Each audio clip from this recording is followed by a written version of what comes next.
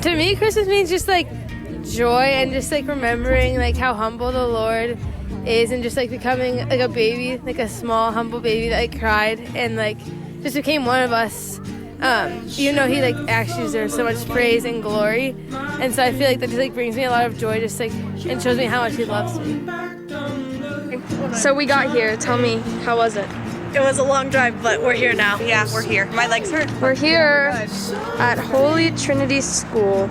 I guess what Christmas means to me is the coming of Jesus. You know, it's time to prepare ourselves for Christ who is with us, but it is coming like it's almost like we're anticipating the coming of Christ in his birth, but also in the end. Like, you know, so it's a very like cool time. I love it.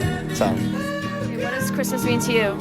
I think it's a time where people just get to be joyful.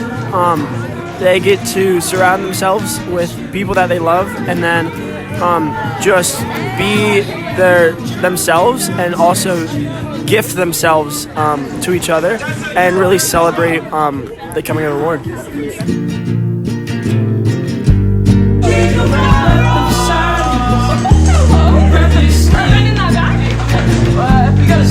I'm taking a video.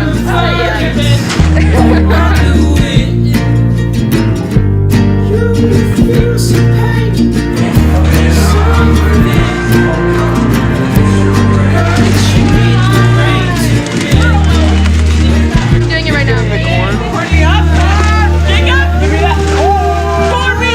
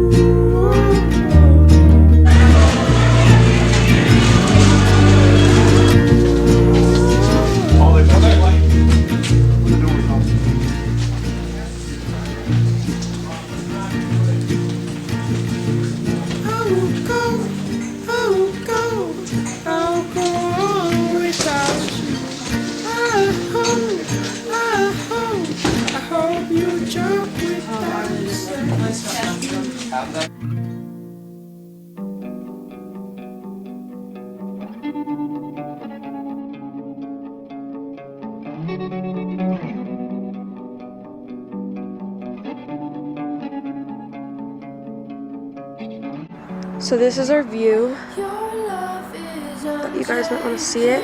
We got Mother Mary right here. But look at the mountains. It goes all the way up.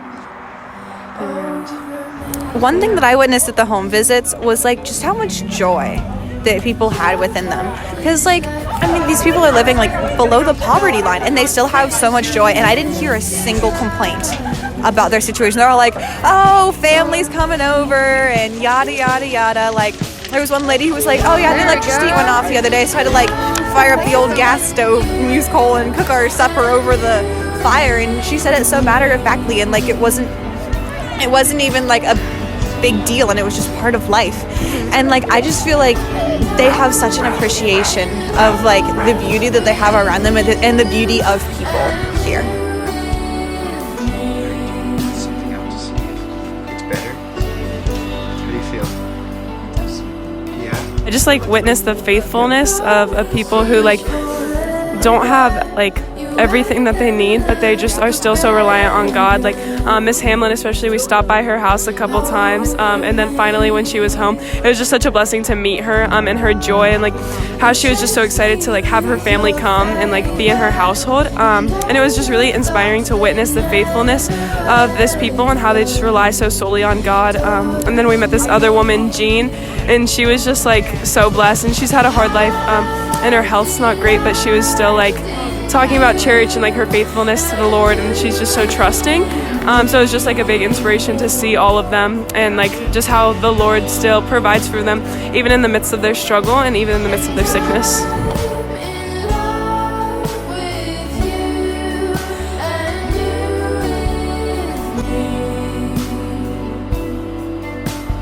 Well, and that's really just it's just interesting that Paul isn't with us, but he needed to finish up something at the church there, and I was like, "Are you sure we can go to Myrtle's before we drop you off or something?" But yeah, that is crazy. That's crazy. Yeah, she died. All right. What was it? About 11 o'clock. Yeah. 11 o'clock? Yeah. She passed away? That's what I said. That's just crazy. Yeah. It's her time. Yeah. Right. We all She is bit hard and she was tired. She woke up this morning. I always got and fixed her coffee. Yeah. And I took her coffee to her and I went back in there. I come back in there later and I said, and I went and bought a baby monitor, you know what? Yeah. Okay. I raised up and looked, didn't see her nowhere. And so I went in there and she was in there sitting on the bed with her face in her lap. And I hollered, "Mom!" She didn't answer. I got up with that bowl and I picked her up, started her back. I know she was gone.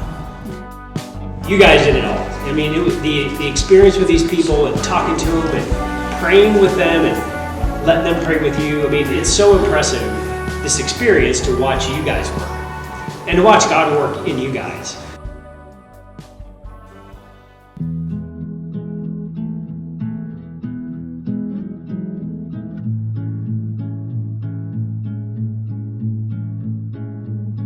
I never saw all the formula life. I know your heart is more than just a I want to walk inside the cool of the bed with simple affections of your dog. What's going on here? Dog! I wanted everything in 9 to 5. Deep of time. Sometimes I make life a simple sound.